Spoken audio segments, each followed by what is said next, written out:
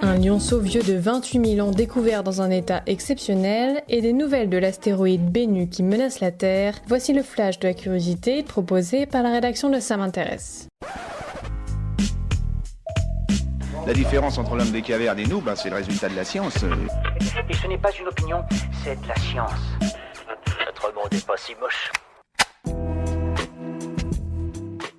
Ils ont été exhumés au même endroit, mais 15 000 ans les séparent. Deux lionceaux âgés de 1 à 2 mois ont été découverts dans la glace au nord-est de la Sibérie en 2017 dans un état exceptionnel. D'un côté Sparta, 28 000 ans, de l'autre Boris, environ 43 000 ans. Selon les scientifiques, les deux lionceaux ne seraient pas morts après une attaque de prédateurs, mais plutôt après un accident tel qu'une chute dans une crevasse du permafrost par exemple. Avec sa fourrure dorée intacte, ses moustaches bien conservées et ses organes momifiés, Sparta intéresse particulièrement les scientifiques qui prévoient de séquencer l'ADN du lionceau femelle pour en apprendre plus sur cette espèce de l'époque glaciaire.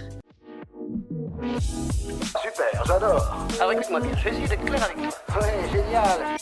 Découverte en 1999, Bennu est l'un des deux astéroïdes qui font peser le plus de risques pour la Terre. Avec ses 500 mètres de diamètre, l'astéroïde ne passerait pas inaperçu si elle croisait le chemin de la Terre. Selon la NASA, sa collision avec notre planète creuserait un cratère de 5 à 10 km de long et une zone de destruction bien plus conséquente. Mais les nouvelles données collectées par la sonde Osiris-Rex de la NASA devraient calmer vos angoisses. En effet, la probabilité que l'astéroïde entre en collision avec la Terre avant 2300 serait seulement de 0,057%.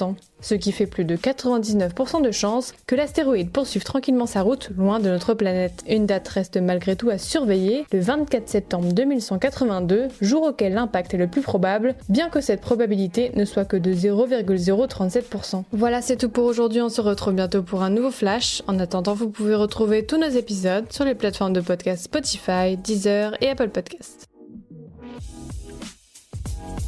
Voilà. Il ne reste plus qu'à vous remercier de votre attention. Au revoir.